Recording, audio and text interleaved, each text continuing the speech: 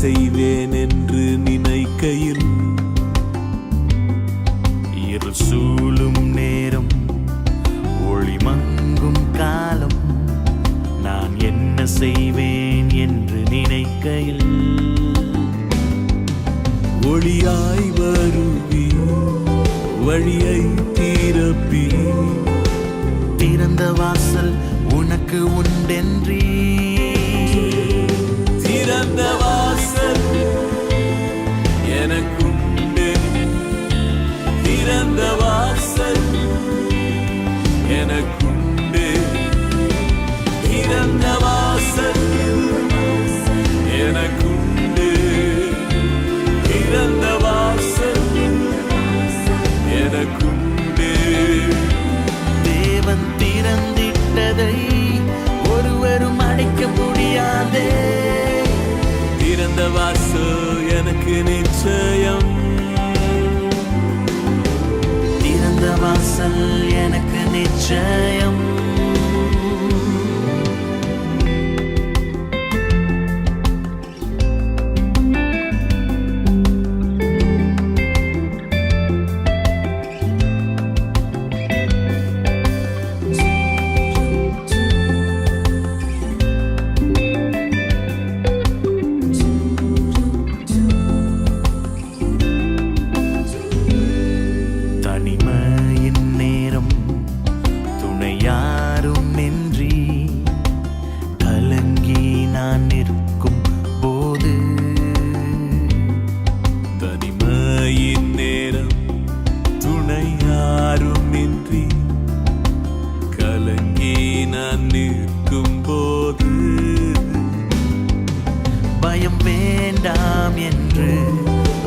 தந்திடுவே அதிசயங்கள் கண்டிட செய்வி திறந்த வாசல் எனக்குண்டு திறந்த வாசல் எனக்குண்டு திறந்த வாசல் எனக்குண்டு திறந்த வாசல்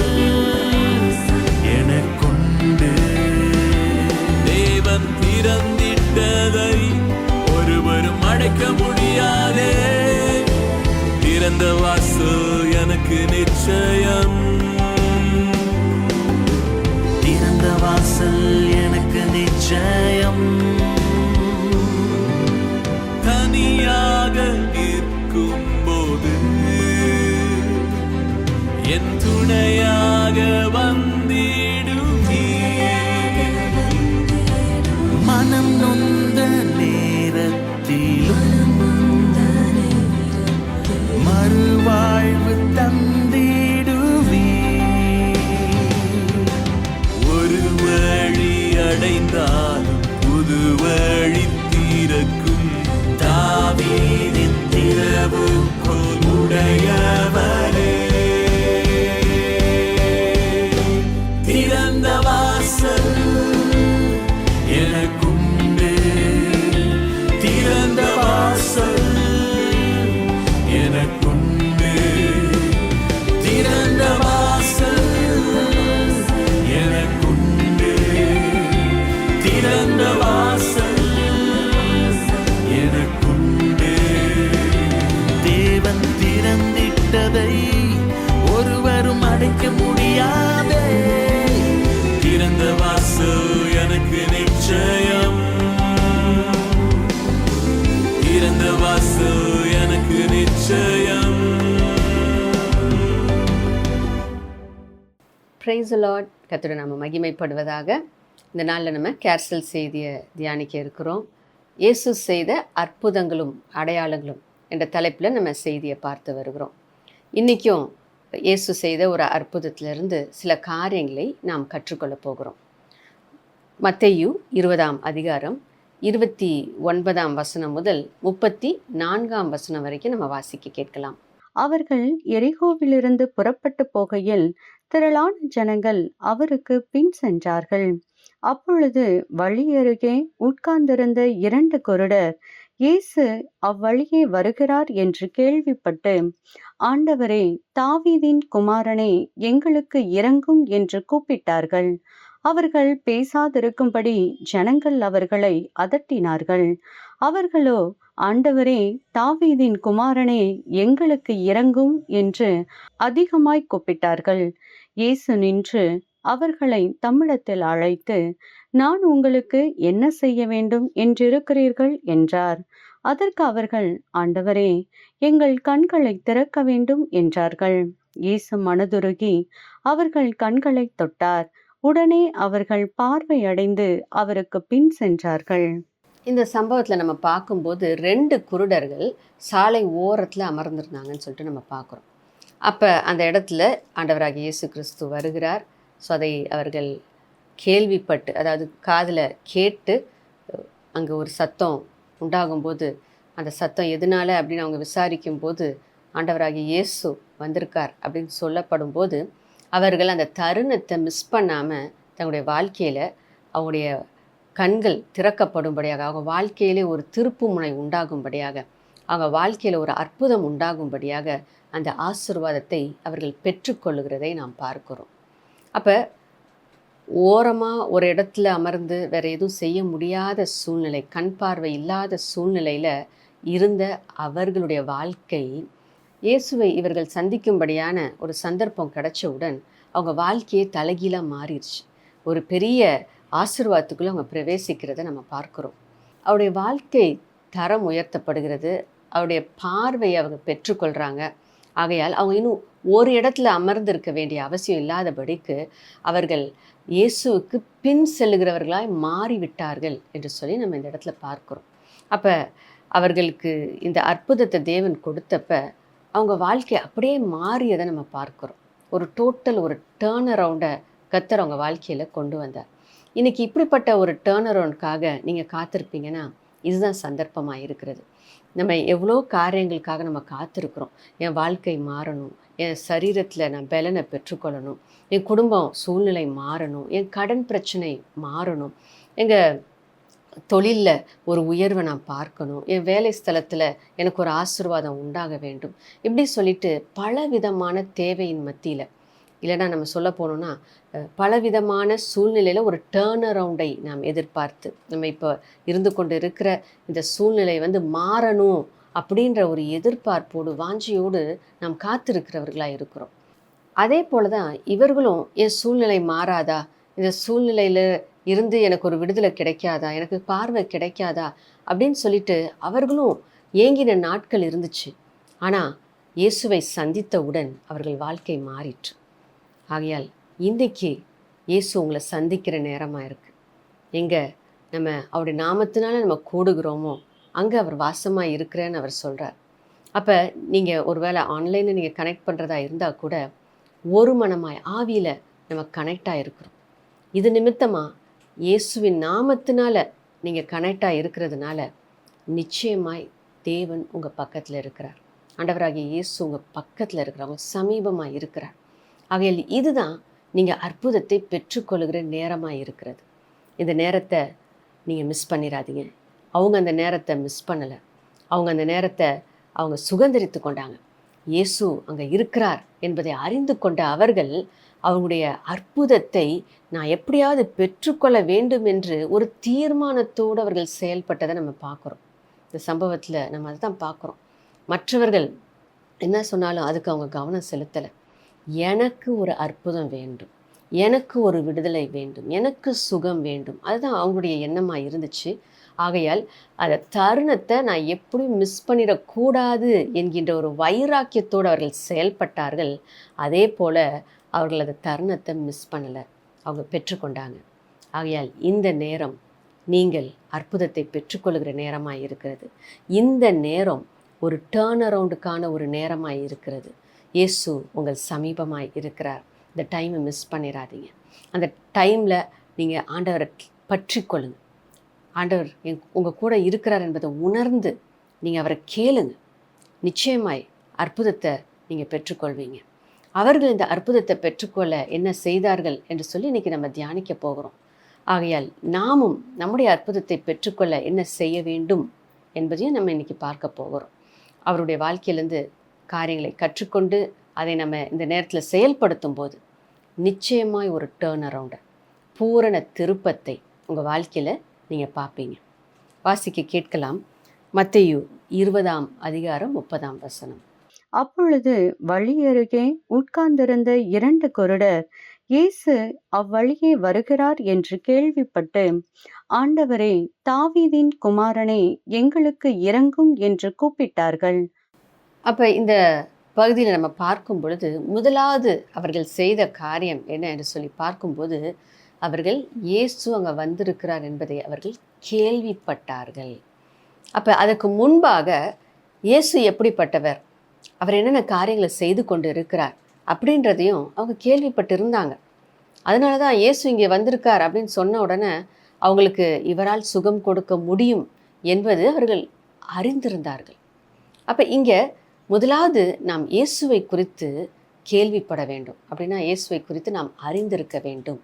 இயேசு எப்படிப்பட்டவர் என்பதை நாம் புரிந்து இருக்க வேண்டும். அதற்கு தான் நம்ம வேதத்தை வாசிக்கணும். வேதத்தை நம்ம வாசிக்கும்போது இயேசு எப்படிப்பட்டவர் என்பதை நாம் புரிந்து கொள்ள முடியும். நம்ம இயேசுடைய வாழ்க்கையை, புதிய ஏற்பாட்டை நம்ம வாசித்து பார்க்கும்போது இயேசு எப்படி வல்லமை உள்ளவராக இருந்தார், எப்படி எல்லாருக்கும் சுகம் கொடுக்கிறவராக இருந்தார், இயேசு செய்த அற்புதங்கள் என்ன, அவருடைய வல்லமை எப்படிப்பட்டது, எப்படி அசுத்தாவிகளை அவர் துரத்துகிறவராக இருந்தார் என்பதையெல்லாம் நம்ம தியானிக்க நம்முடைய சூழ்நிலையில் அவர் எப்படி கிரியை செய்ய முடியும், அவர் எவ்வளவு வல்லவராக இருக்கிறார் என்பதை நாம் புரிந்து கொள்ள முடியும். ஆகையால் கேள்விப்படுதல், கேட்டு நம்ம அறிந்து கொள்ளுதல், நம்ம வாசித்து ஆண்டவராகிய இயேசு கிறிஸ்துவை குறித்து புரிந்து கொள்ளுதல், அவருடைய வல்லமையை குறித்து அறிந்து கொள்ளுதல் அவசியமாக இருக்கிறது. அப்போ நாம் நம்முடைய வாழ்க்கையில் அப்படிப்பட்ட ஒரு பூரண திருப்பத்தை நாம் பார்க்க வேண்டும் என்றால் நாம் இயேசுவை குறித்து அறிந்திருக்க வேண்டும். வேதத்தை நம்ம வாசிக்கிறவர்களாக, தேவனை குறித்து அறிவு உள்ளவர்களாக நாம் இருக்க வேண்டும். அடுத்தது நம்ம பார்க்கும்போது இதுதான் சந்தர்ப்பம், ஆண்டவராகிய இயேசு கிறிஸ்து இங்கே இருக்கிறார் அப்படின்றத அவர்கள் கேள்விப்பட்டார்கள். அதே தான் இன்னைக்கு உங்களுடைய சந்தர்ப்பம் என்று நான் பேசிக்கொண்டு இருக்கிறேன். அப்போ அந்த காரியத்தை நீங்கள் கேள்விப்பட்டு இருக்கிறீங்க, இயேசு உங்கள் பக்கத்தில் இருக்கிறார், அதை நீங்கள் கேள்விப்படுறீங்க. அப்போ இந்த நேரத்தில் இயேசு எப்படிப்பட்டவர்னு எனக்கு தெரியும், இயேசு என் பக்கத்தில் இப்போ இருக்கிறார் எனக்கு தெரியும் அப்படின்னா நீங்கள் என்ன செய்யணும்னு உங்களுக்கே தெரியும் இல்லைங்களா? நீங்கள் என்ன பண்ணணும்? இந்த நேரத்தை பயன்படுத்தி கொள்ள வேண்டும். அப்போ முதலாவது அவர்கள் கேள்விப்பட்டார்கள். நீங்களும் கேள்விப்பட கர்த்தர் உங்களுக்கு உதவி செய்திருக்கிறார். இது வரைக்கும் ஆண்டவரை குறித்து, ஆண்டவராக இயேசு கிறிஸ்துவை குறித்து எனக்கு அதிகமாக தெரியாது அப்படின்னா நீங்கள் ஒரு பைபிளை வாங்கி நீங்கள் வாசிங்க. நீங்கள் நம்முடைய சபைக்கு வாங்க. ஞாயிற்றுக்கிழமையில் உங்களுக்கு வேதத்திலிருந்து காரியங்கள் கற்றுக் கொடுக்கப்படும். ஆண்டவராகிய இயேசு கிறிஸ்து எப்படிப்பட்டவர் என்பதை நீங்கள் அறிந்து கொள்ள முடியும். இரண்டாவதாக அவங்க செய்த காரியம் என்னென்று சொல்லி நாம் பார்ப்போம் என்றால், அவர்கள் சத்தமிட்டார்கள். மத்தேயு 20:30 மற்றும் 31 நம்ம வாசிக்க கேட்கலாம். அப்பொழுது வழியருகே உட்கார்ந்திருந்த 2 குருடர் இயேசு அவ்வழியே வருகிறார் என்று கேள்விப்பட்டு, ஆண்டவரே, தாவீதின் குமாரனே, எங்களுக்கு இரங்கும் என்று கூப்பிட்டார்கள். அவர்கள் பேசாதிருக்கும்படி ஜனங்கள் அவர்களை அதட்டினார்கள். அவர்களோ, ஆண்டவரே, தாவீதின் குமாரனே, எங்களுக்கு இரங்கும் என்று அதிகமாய் கூப்பிட்டார்கள்.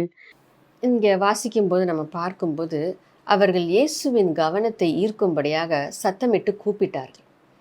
அப்போ இந்த இடத்துல முதலாவது அவங்க கூப்பிட்றாங்க, ஆனால் மற்றவங்க அதட்டின பொழுது அவங்க அமைதலாக இல்லை.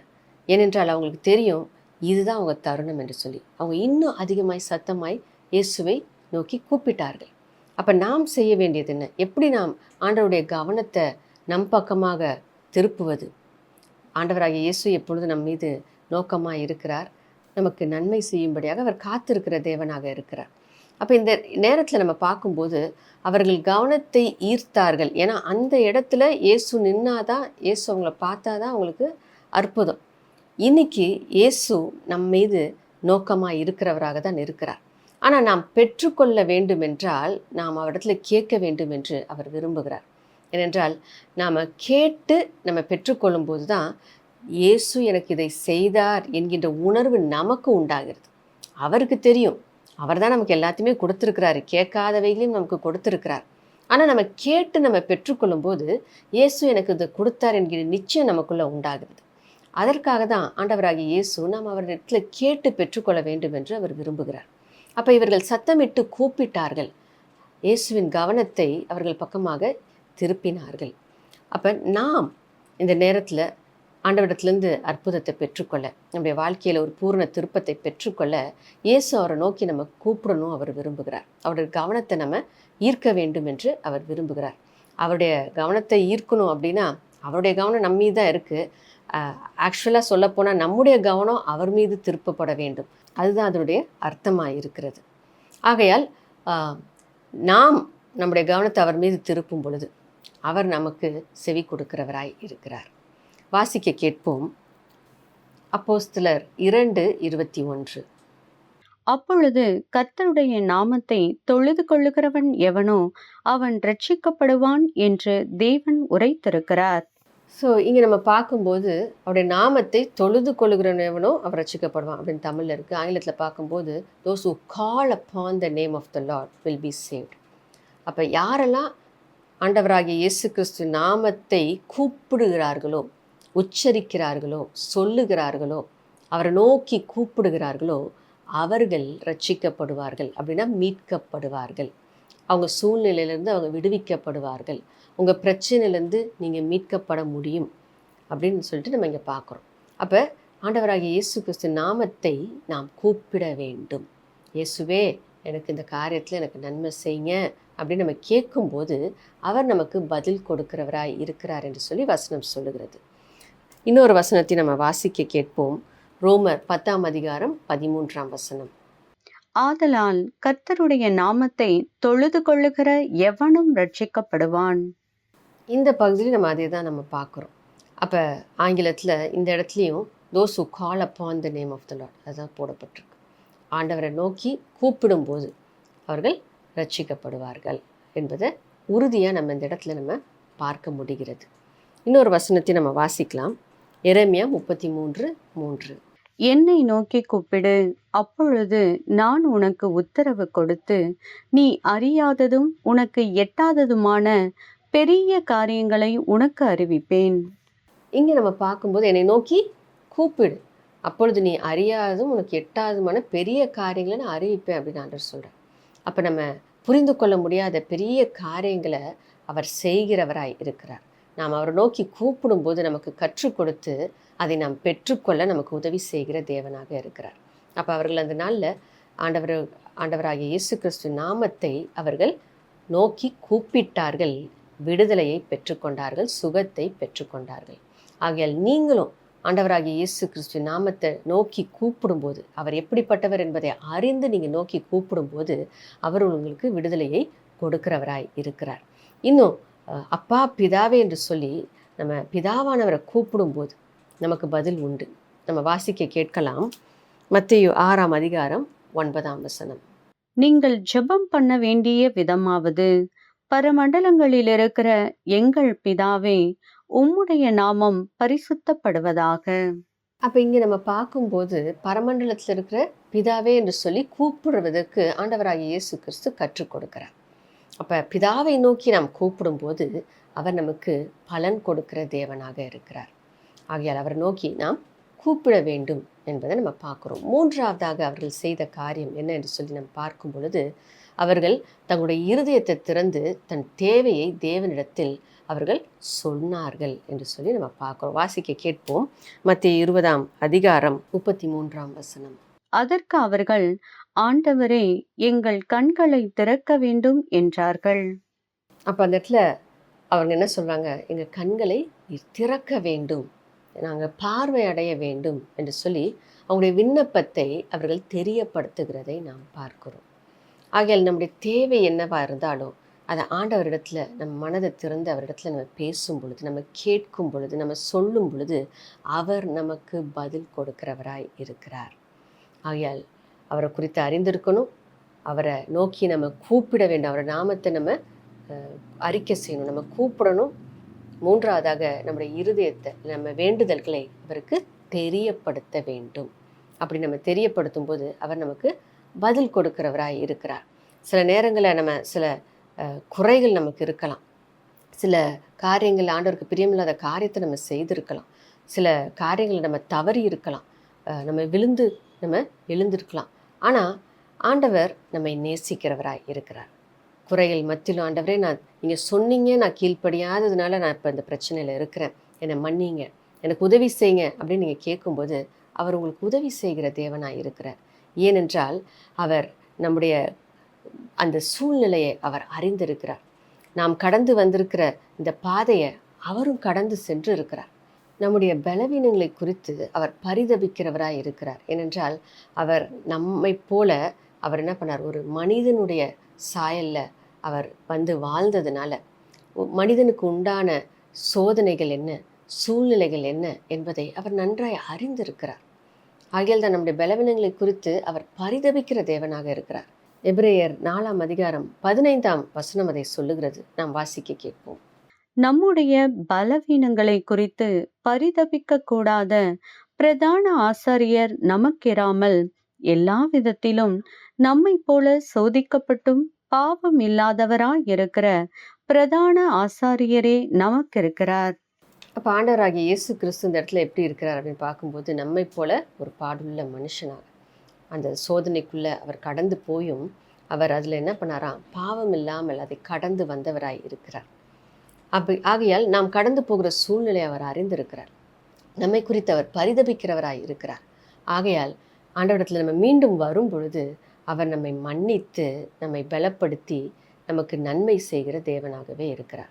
ஆகையால் தைரியமாக நம்ம என்ன பண்ணலாம், ஒருவேளை கீழ்ப்படியாமல் இருந்தாலும் ஆண்டவருக்கு பிரியமில்லாத காரியத்தை நம்ம செஞ்சுட்டாலும் ஆண்டவரே நம்ம மன்னிங்கன்னு சொல்லிட்டு அவர்கிட்ட நம்ம வரும்போது அவர் நமக்காக பரிதபிக்கிறார். அவர் நம்முடைய சூழ்நிலையில் அறிந்திருக்கிறார். நம்மளை அணைத்து கொண்டு இனி செய்யாத மகனே, இனி செய்யாத மகளே என்று சொல்லி நம்மை தேற்றுகிற தேவனாக இருக்கிறார். ஆகையால் தைரியமாக அவர்கிட்ட வந்து நம்முடைய இருதயத்தை அவரிடத்துல நம்ம ஊற்றலாம். நம்முடைய தேவைகளை அவரிடத்துல நம்ம சொல்லலாம். அவர் அந்த காரியங்களுக்கு நமக்கு பதிலை கொடுக்கிறவராய் இருக்கிறார். 4வதாக அந்த இடத்துல என்ன நடந்துச்சு அப்படின்னு சொல்லிட்டு நம்ம பார்க்கும் பொழுது, அவர்கள் கேட்ட பொழுது இயேசு அவர்களை தொட்டு சுகப்படுத்தினார். மத்தேயு 20:34 நாம் வாசிக்க கேட்கலாம். இயேசு மனதுருகி அவர்கள் கண்களை தொட்டார். உடனே அவர்கள் பார்வையடைந்து அவருக்கு பின் சென்றார்கள். இந்த இடத்துல அவர்கள் இயேசுவின் தொடுதலை உணர்ந்தார்கள். வாஞ்சையோடு அவருடைய தொடுதலுக்காக காத்திருந்தார்கள். இயேசு அவர்கள் தொட்ட பொழுது அந்த சுகத்தை அவர்கள் பெற்றுக்கொண்டார்கள் என்று சொல்லி நம்ம பார்க்கிறோம். நாமும் கூட அவருடைய தொடுதலுக்காக நம்ம வாஞ்சியாக காத்திருக்கும் பொழுது இயேசு நம்மையும் தொடுகிறவராய் இருக்கிறார். அவர் உங்களை தொடும் பொழுது உங்கள் சூழ்நிலையில் ஒரு பூரண மாற்றம் உண்டாகும். அவங்க வாழ்க்கை மாறுச்சு. இயேசு மனதுருகி அவர்களை தொட்டார் என்று சொல்லி நம்ம பார்க்குறோம். இன்றைக்கும் அதே மனதுருக்கத்தோடு தான் இயேசு இருக்கிறார். அதே மனதுருக்கத்தோடு தான் உங்களையும் அவர் பார்க்கிறார். ஆகையால் நிச்சயமாக உங்களை தொடுவார். அந்த தொடுதலுக்காக நீங்கள் காத்துருங்க. அந்த தொடுதலை எதிர்பார்த்து காத்துருங்க. இயேசு எப்போனாலும் உங்களை தொட முடியும். இப்போ நீங்கள் செய்தி கேட்டுக்கொண்டு இருக்கும்போதே அவருடைய வல்லமை உங்களை தொட முடியும். இல்லை முடிவில் நம்ம ஜெபிக்க போகிற அந்த ஜெப நேரத்தில் இயேசு உங்களை தொட முடியும். அவர் தொட்டால் போதும், உங்கள் சூழ்நிலைகள் மாறும். அவர் தொடும் அந்த நேரம் உங்களுடைய வாழ்க்கையின் திருப்பு முனையின் நேரமாய் நிச்சயமாய் இருக்கும். சில சம்பவங்களை நம்ம பார்க்க போகிறோம். பெரும்பாடுள்ள ஸ்திரீ இயேசுவின் ஆடையின் ஓரத்தை தொட்டா அவருடைய சிறையிருப்பு, அவருடைய அந்த பலவீனம், 12 வருஷமாக இருந்த அந்த பாடிலிருந்து அவள் விடுதலையை பெற்றுக்கொண்டாள். வாசிக்க கேட்போம். லூக்கா 8:44. அவருக்கு பின்னாக வந்து அவருடைய வஸ்திரத்தின் ஓரத்தை தொட்டாள். உடனே அவளுடைய பெரும்பாடு நின்று போயிற்று. இயேசுவோடு உண்டான அந்த ஒரு தொடுதல் அவருடைய வாழ்க்கையை மாற்றியது. 12 வருஷமாய் பாடுபட்ட அந்த ஸ்திரீயுடைய வாழ்க்கை ஒரு தொடுதலில் மாறினதை நாம் பார்க்கிறோம். ஆகையால் இயேசுடைய தொடுதலுக்காகவும் நீங்கள் காத்திருக்கும் பொழுது அவர் உங்கள் வாழ்க்கையை மாற்றுகிறவராய் இருக்கிறார்.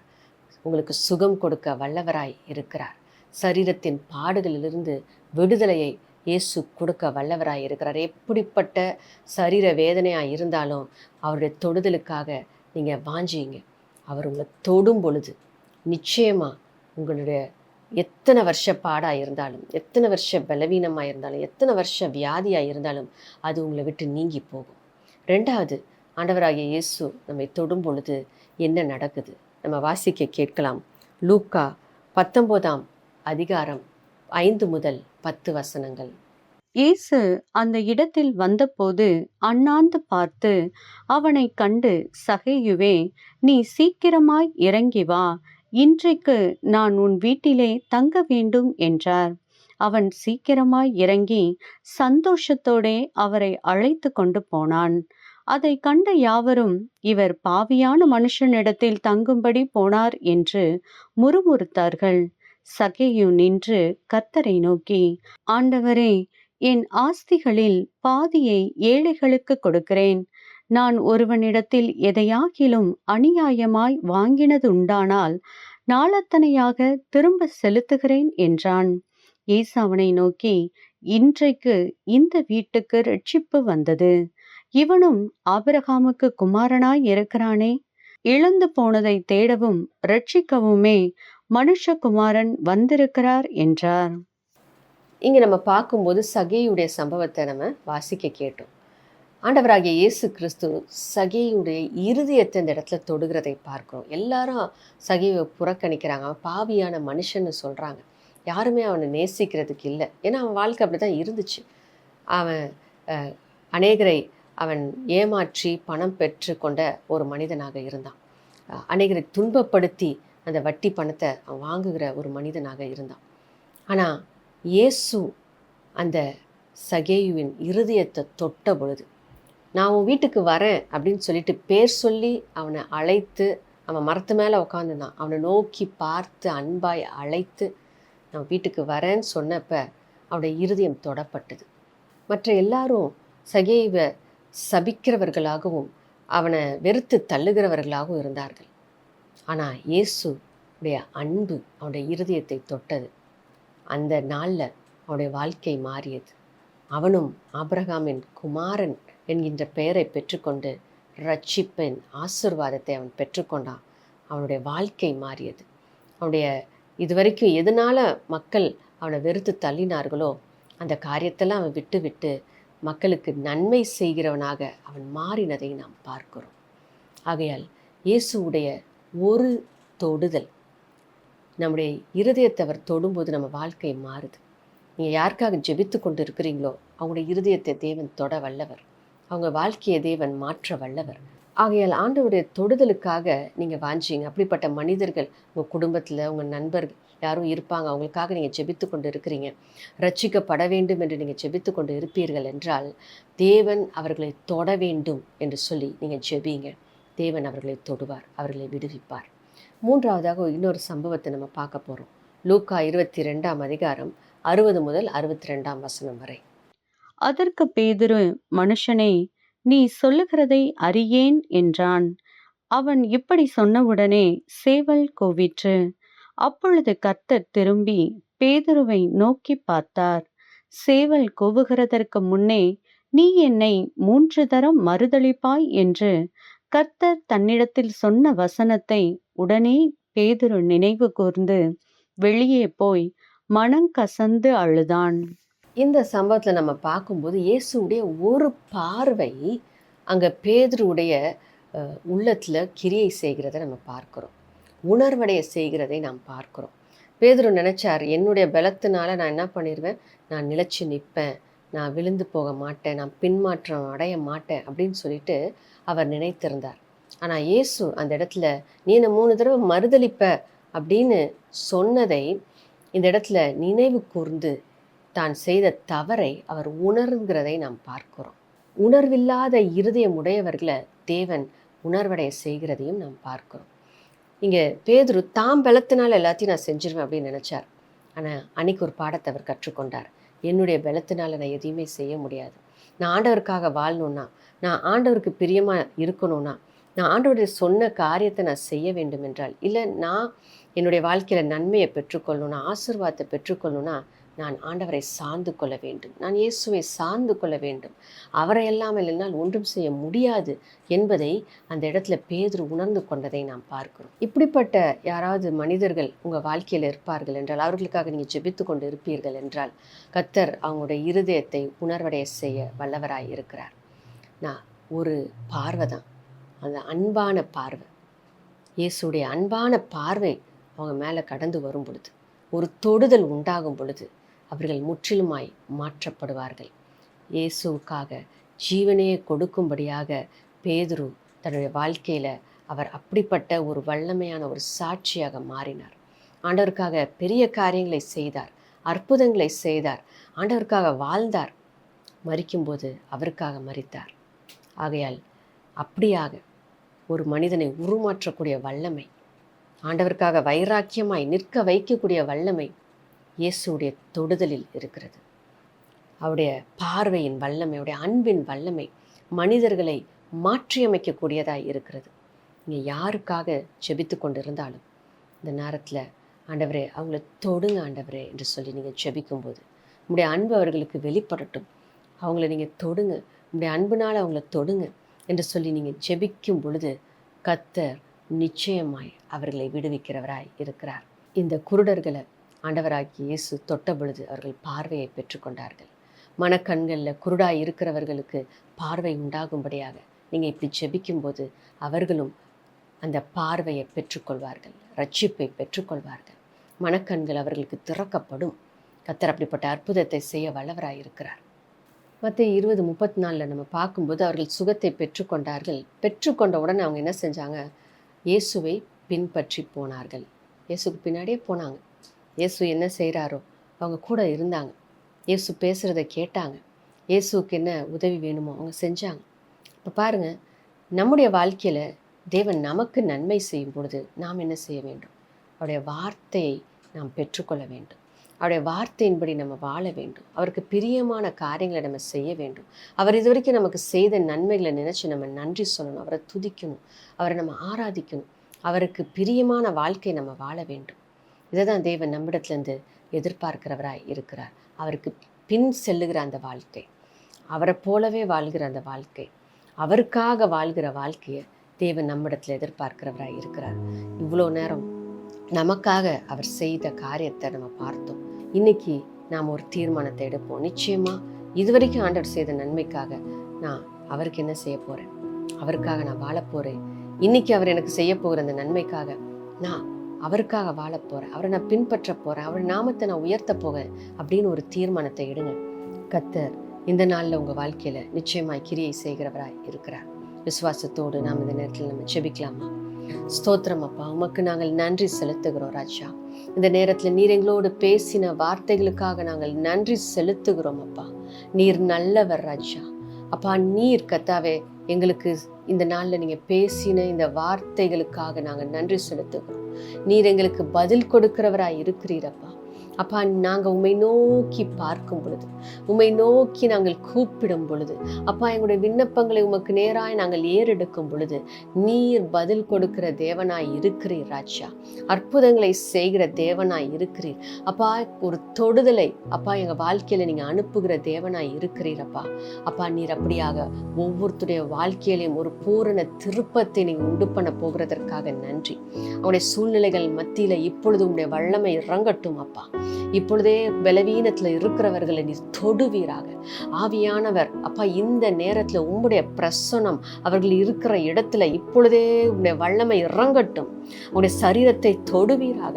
அவங்க பலவீனத்தை நீர் மாற்றி போடுவீராக. இயேசுவின் நாமத்தினால சுகம் உண்டாகட்டும், அற்புதம் நடக்கட்டும், சரீரத்துல ஒரு விடுதலை உண்டாகட்டும். அப்பா, நீர் செய்கிறதற்காக நன்றி. இயேசுவின் நாமத்தினால் நாங்கள் ஜெபிக்கிறோம் அப்பா. உடைய நாமத்தை நோக்கி நாங்கள் கூப்பிடுகிறோம் அப்பா. நீர் பதில் கொடுக்கிற தேவன். இப்பொழுது கர்த்தாவே, எத்தனை வருஷமா இருக்கிற பாடுகளா இருந்தாலும், எத்தனை வருஷமா இருக்கிற பலவீனமா இருந்தாலும், இயேசுவின் நாமத்தினால இப்பொழுதே அகன்று போ என்று கட்டளை கொடுக்கிறேன். இயேசுவின் நாமத்தினால சுகம் உண்டாவதாக என்று நான் கட்டளை கொடுக்கிறேன். இப்பொழுது உடைய வல்லமை கர்த்தாவே இப்பொழுது வாஞ்சையோ ஒரு தொடுதலுக்காக காத்திருக்கிற ஒவ்வொரு மேலும் இறங்கட்டும். ஒவ்வொருவரையும் தொடுவீராக. உம்முடைய தொடுதல் இப்பொழுது ஒவ்வொருத்தருடைய வாழ்க்கைக்குள்ளே கடந்து வரட்டும். அவங்களுடைய சரீரத்தின் பாடுகள் மாறட்டும்.